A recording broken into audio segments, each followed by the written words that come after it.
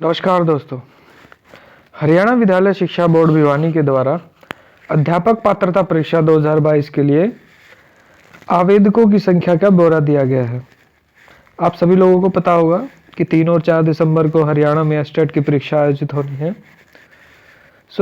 उस परीक्षा से रिलेटेड जितने आवेदकों ने आवेदन किए हैं उसका इसमें ब्यौरा दिया गया है। अगर हम वर्ष 2021 की बात करें तो उस समय लेवल 1 के लिए 39,708 आवेदन आए थे, लेवल 2 के लिए 77,510 आवेदन आए थे और लेवल 3 के लिए 70,733 आवेदन आए थे और कुल आवेदनों की संख्या 1,87,951 थी। और अब अगर हम 2022 वर्ष में इसका कंपैरिजन करें तो लेवल 1 में 60,794 आवेदन आए हैं, लेवल 2 में 1,49,430 आवेदन आए हैं और लेवल 3 में 95,493 आवेदन आए हैं और जो कुल आवेदन है वो आपके 3,05,717 हैं। 2021 के कंपैरिजन में वर्ष 2022 में आवेदनों की संख्या लगभग दोगुनी है। आप सभी लोगों को पता है कि हरियाणा में अभी टीजीटी की वैकेंसीज का एडवर्टाइजमेंट जारी किया गया था, जिसमें कुछ विषयों के वैकेंसीज आई थी, जिसमें कि आपके मुख्य विषय थे साइंस, विज्ञान और आपके इंग्लिश। अंग्रेजी विषय के लिए अगर हम टीजीटी के लिए बात करें, लेवल 2 के लिए बात करें तो कुल आवेदनों की संख्या 16,422 है और विज्ञान विषय के लिए 35,667 है। आवेदनों की संख्या काफी बढ़ी हुई है इस समय। और लेवल 3 के अनुसार के विषय के अनुसार अगर हम आवेदनों की बात करें तो उसमें वाणिज्य विषय के लिए यानी कॉमर्स के लिए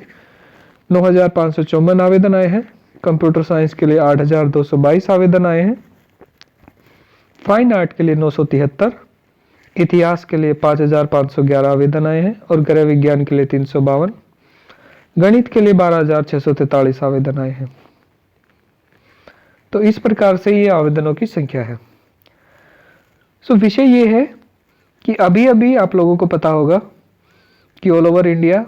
नेट, CSIR नेट और UGC नेट की परीक्षा आयोजित हुई और उनके निर्णय आए, उनके रिजल्ट आए। उनके रिजल्ट में आप लोगों को पता होगा कि कुछ डिस्क्रिपेंसीज सामने आई हैं, कुछ खामियां सामने आई हैं। विभिन्न चैनलों के माध्यम से यूट्यूब पे फर्जीवाड़े के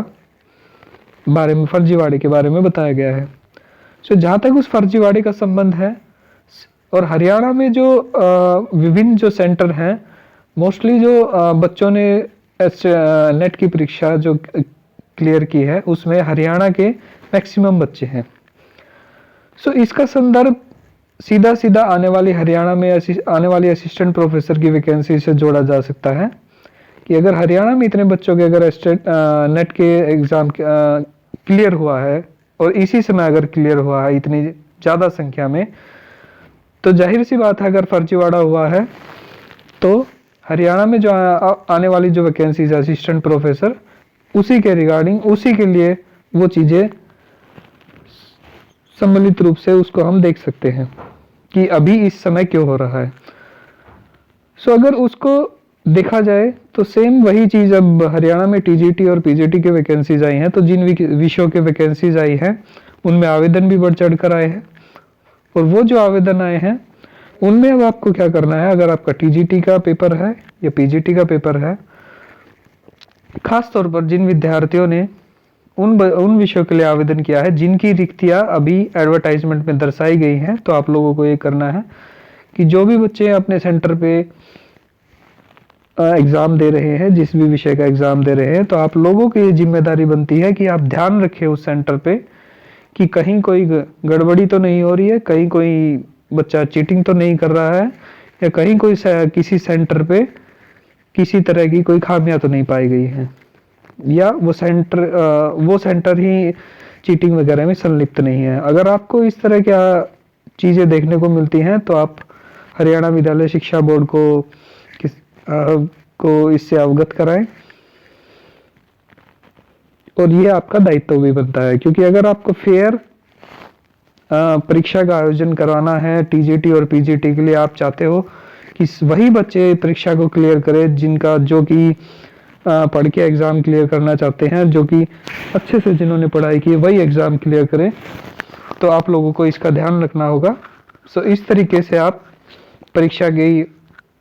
अभी 3 और 4 दिसंबर को परीक्षा आयोजित होनी है, तो परीक्षा की तैयारी करते रहें। और ये चीज़ जरूर ध्यान रखें अपने सेंटर पे कि कोई भी बच्चा चीटिंग न करने पाए और किसी भी सेंटर पे किसी भी तरह की गड़बड़ी ना होने पाए। तो अगर देखा जाए तो प्राइमरी दायित्व आप लोगों का बनता है, पहला दायित्व आपका है कि उन चीज़ों पर नज़र रखें, और अगर किसी इस प्रकार की कोई भी चीज़ अगर आपको गड़बड़ी पाई जाती है तो हरियाणा विद्यालय शिक्षा बोर्ड को इससे अवगत कराएं। धन्यवाद। Please do subscribe my channel. Thank you.